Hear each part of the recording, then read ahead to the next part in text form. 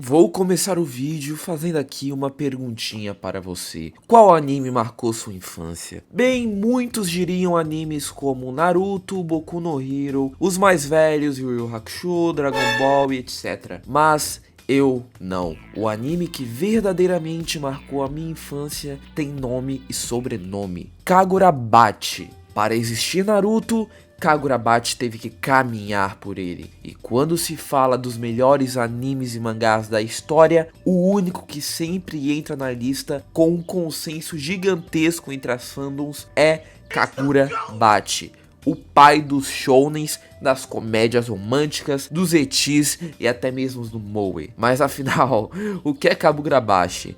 Para o cego é a luz, para memes à parte.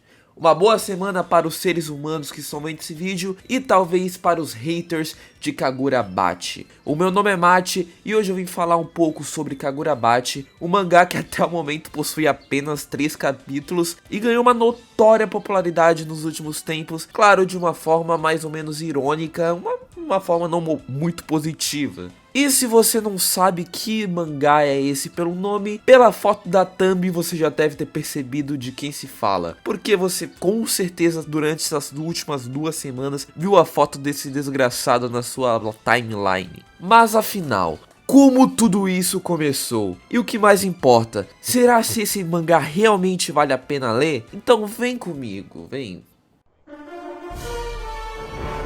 Eu vou começar antes falando do porquê esse mangá está fazendo tanto sucesso, que é possível até mesmo chamá-lo de Morbius dos animes, dos mangás, né? Então, eu não achei uma origem muito certa para isso, mas segundo esse site Know Your Meme, o meme provavelmente se iniciou quando um usuário da plataforma vizinha fez um post comparando o Kagurabachi com o Boruto, dizendo que claramente o Boruto era inferior aos deuses dos animes. Esse post a princípio não fez tanto sucesso, mas ele causou um efeito dominó de repost sobre repost, até um ponto que todo mundo cada vez mais estava ironizando sobre o tal mangá que chegou ao nível de ser o melhor mangá de todos os tempos. E o meme chegou no nível que está hoje em dia, literalmente um Morbius otaku. Agora, sobre a história, então, eu li 3 capítulozinhos desse mangá e vou dizer aqui pra vocês um belo resumo e o que eu estou achando até agora. Então, o mangá logo de cara nos introduz a 2 ferreiros, um chamado Rokuhira Kunishige e seu filho, que também é o protagonista da obra, Rokuhira Shihiro. O cara da foto. Kunishiki era o famoso pai foda-se, cabeça de vento, folgado e etc. Mas ele também era um ferreiro extremamente habilidoso. Os dois conviviam juntos na mesma casa e tinham até mesmo 3 peixes de estimação, que eu só estou citando eles porque talvez eles sejam importantes para a história. E também, por algum motivo, o pai desse moleque consegue falar com eles. Bizarro. E o mangá mostra que os dois foram visitados por esse cara chamado Shiba, que era um amigo antigo de Kunishi e que bizarramente também conseguia falar com os peixinhos. What the fuck? E esse cara tá ali pra nos contextualizar um pouco sobre o world building dessa porra, contando sobre a guerra de Seitei que ocorreu há 15 anos atrás, onde o pai de Shihiro se tornou uma das figuras mais famosas de todo o Japão, até mesmo mais famoso que os próprios samurais, por causa das armas que ele craftava. E que não seria exagero se ele dissesse que essas armas causaram o fim da guerra, dizendo que o pai de Shihiro é um verdadeiro herói. E depois de muita conversinha off-screen e ele se retirando da casa, Kunishiki aparentava estar sério pensando em algo. Inclusive, também estava sério durante a conversa com o Shiba. Então, quando eles estavam vendo o Shiba ir embora, ele desembucha o porquê. Shihiro iria completar 15 anos e ele queria mostrar que não tem apenas lados positivos de ser um ferreiro. E ele estava meio receoso de contar quais eram os lados negativos, mas Shihiro insistiu o suficiente para ele contar tudo, o levando para ver uma espada que estava exposta em uma sala, e enquanto ele desembainhava ela, conta que as espadas sempre salvaram vidas e abriam caminhos para um futuro melhor, mas que para isso ocorrer, vidas alheias eram tiradas, sendo essas inocentes ou não, e diz que aos ferreiros confiarem suas espadas a alguém, eles deviam estar preparados para ter a responsabilidade de aguentar todos esses pesos em seus ombros. Mas o moleque, mesmo com um pouco de dúvida, aceita as responsabilidades. E então houve um time skip de 38 meses, onde uma organização havia tomado conta de uma cidade e estavam torturando o homem para que ele entregasse os membros da resistência daquele local. E mesmo sendo espancado e tremendo de medo, ele não se rendia. E ainda pergunta aos opressores se eles eram ou conheciam magos. Então, uma figura estranha que estava de fundo só ouvindo tudo, nota isso e vai falar com ele, fazendo alguns galhos espinhosos brotarem no chão bem na cabeça dele. Ele era um feiticeiro contratado por essa gangue e pergunta se esse cara já conheceu algum feiticeiro. O silêncio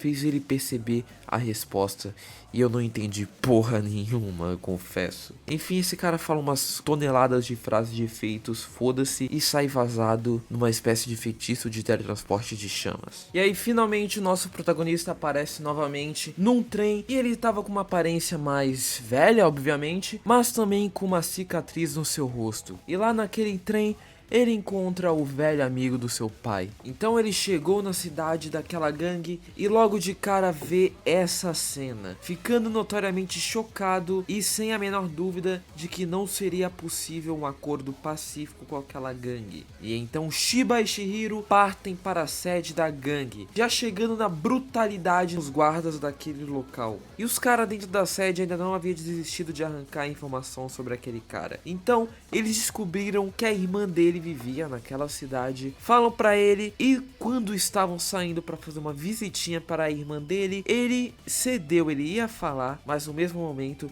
chega o Chihiro e começa a melhor parte desse primeiro capítulo, porque as páginas a seguir são muito boas. Shiba aparece conversando com o guarda que estava rendido. E o mangá usa isso para explicar para o leitor um pouco mais sobre o pai de Chihiro, que possuía uma técnica de forjamento única, a habilidade de colocar encantamentos e magias em espadas, podendo manifestar habilidades especiais através dela, e que Chihiro possuía a última espada feita pelo seu pai. O Chihiro no armazém anuncia que queria perguntar algo para o chefe, mas que antes ele ia fazer um estrago danado naquele local, contra aqueles que ele julgava indignos de portarem uma espada, e revela a habilidade daquela espada e do porquê eu achar que os peixes seriam importantes para a história, pois ele invoca umas espécies de peixes e faz golpes com sua espada encantada com uma espécie de efeito especial d'água, parecendo um Tanjiro. Mas como na realidade este mangá é do pai das obras orientais e ocidentais, o pai dos animes, o Tanjiro, que é o Chihiro da Deep Web. E após matar todos os capangas, ele pergunta para o chefe daqueles caras sobre Hishako, uma organização de magos sombrios, e revela que quer matar cada um deles. Agora no próximo capítulo é revelado que essa organização de magos colocou alguma coisa naquele cara para ele não conseguir falar sobre. E o seu corpo praticamente explodiu em vários galhos que tomaram conta daquele armazém. E bem, o Shiba salvou o Random pegando nele e fazendo alguma magia de teletransporte ou hipervelocidade. O anime não explicou ainda. Saindo do galpão em um piscar de olhos. E é legal perceber que Shiba comenta que nesse mundo magia era muito usada nas grandes cidades e que provavelmente aquele cara que nunca viu magia era um caipira, enfim.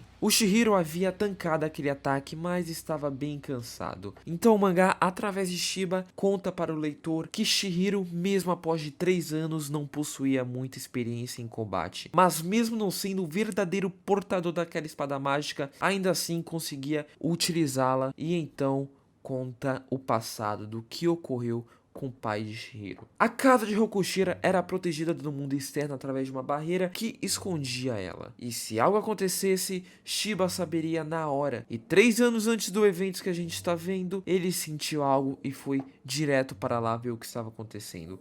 E lá se deparou com Chihiro chorando, com seu pai sem vida nos seus braços. E mesmo ele estando inconsciente na maioria do ataque, ele conta o que ele viu antes de perder a consciência. Eram 3 magos que haviam invadido o local. Cercaram, executaram Rokuhira e roubaram 6 armas mágicas que ele guardava no porão de sua casa, que anteriormente foram usadas na guerra, mas foram devolvidas para ele. Chihiro anteriormente já havia visto aquelas 6 espadas porque o próprio pai mostrou para ele. Pra dizer alguma coisa como: Chihiro, seja você mesmo, não tente me copiar, tá ligado? E bem, eu achei o conceito da espada do Chihiro bem legal, velho. Provavelmente, né, ela simboliza a sua antiga vida naquela casa, né, tem o pai dele que fez os peixinhos, etc. E naquele momento, ele jurou vingança contra quem causou isso a ele.